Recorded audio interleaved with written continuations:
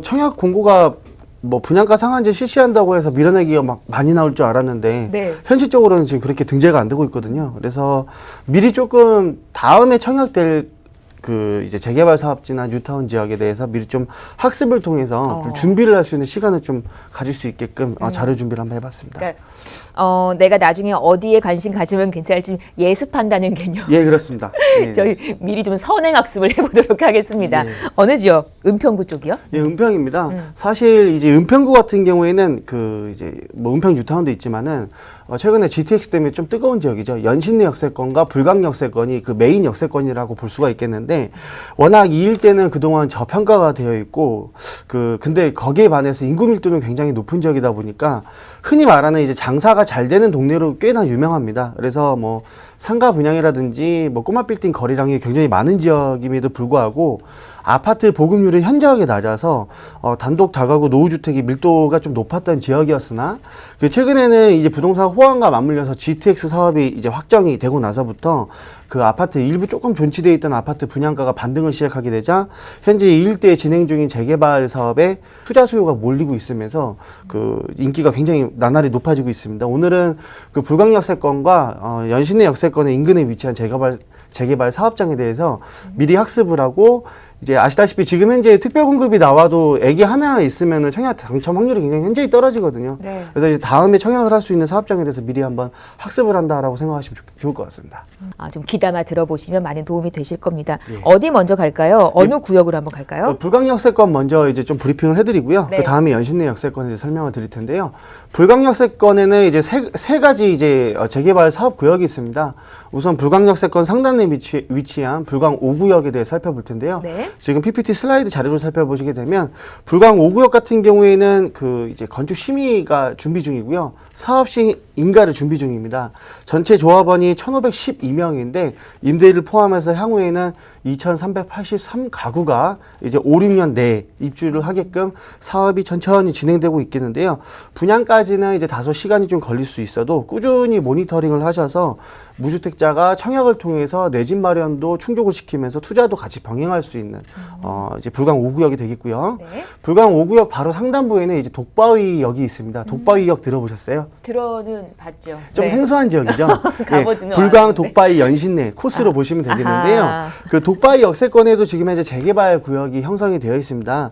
이 지역은 다소 생소할진 모르겠으나 불강 5구역과 이제 연결이 된 재개발 사업이다라고 보시면 좋겠는데 18년도에 서울시에서 이제 구역 지정이 되었고요. 속도가 좀 빠른 게 장점이에요.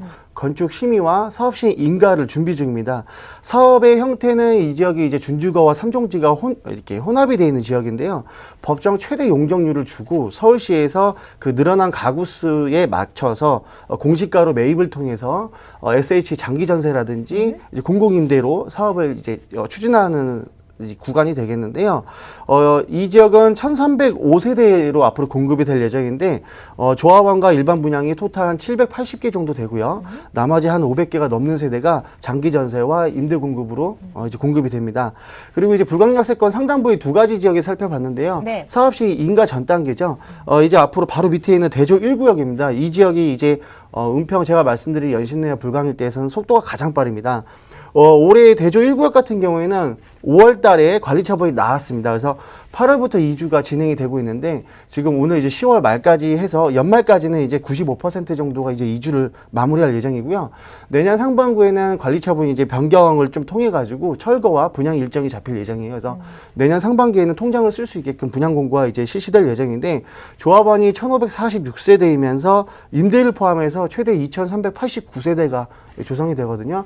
거의 대부분의 서울 뉴타운 지역들은 이제 7분홍선을 다 넘었습니다. 그래서 미리 학습을 하셔서 청약 통장을 조금 준비해놨다가 내 집 마련과 투자를 같이 병행할 수 있는 불광역세권의 3개 지역. 그 중에서 대주 1구역이 가장 빠르고 여기서 당첨이 안 되시면 그 외 불광 5구역이나 독바위 역세권 재개발 사업지로 한번 눈을 돌려보시는 것도 하나의 대안이 될 수 있다라고 불광역세권을 정리할 수가 있겠습니다. 또 마지막 거 연신내 중심으로 얘기 한번 더 풀어주시는 건가요? 네, 그렇습니다. 네. 그 연신내 역세권 일대에는 북한산 힐스테이트 이제 7차가 가장 대장인데 이제 연식이 이제 10년 정도 돼가고 있는 상황이라 네. 신축 아파트 보급률이 현저히 낮은 지역이고 노후주택들이 많이 혼재가 되어 있는 지역인데 그 연신내 역세권 바로 상단부에는 그 가련 1구역이 있습니다. 가련동 300번지 일대에 올해 초에 사업 시행 인가가 나와서 이제 임대 포함해서 4,116세대거든요.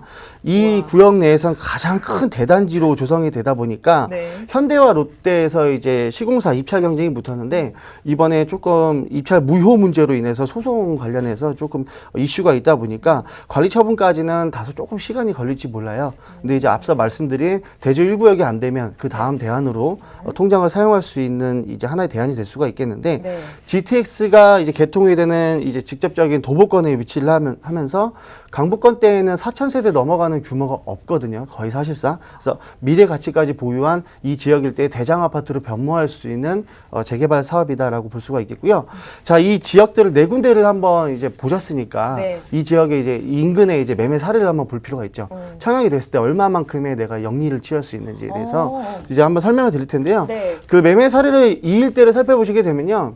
그 구파발 역세권을 일단은 변론으로 하고 연신내 역세권, 불광리 역세권, 밑에 녹번 역세권까지 최근에 이 녹번 역세권 일대가 분양이 좀 많이 됐죠. 홍은동부터 시작해서요.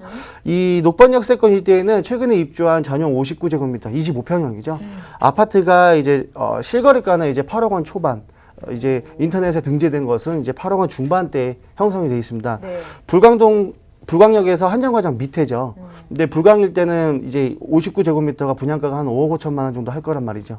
그러니까 8억을 비교하면 한 2억 5천, 3억 원 정도 예, 시세 차익을 좀 어느 정도 영리할 수 있고 연신내 역세권일 때 북한산 힐스테이트 7차 같은 경우에는 새 아파트는 아닙니다. 준공 5년 미만은 아닌데 이 아파트마저도 7억 원 중반대의 시세가 형성이 돼 있어요. 그러니까 당첨만 되면 이 기존에 위치하고 있던 아파트보다 차익을 좀 볼 수 있으면서 네. 새 아파트로 이제 공급이 되다 보니까 좀 장기적으로 롱런할 수 있겠죠. 연신내 같은 경우에는 GTX로 강남 가기 편하면서 상암 대임시 가깝고 종로 광화문 출퇴근 편하고 아주 입지적인 훌륭한 지역이다라고 볼 수가 있겠습니다.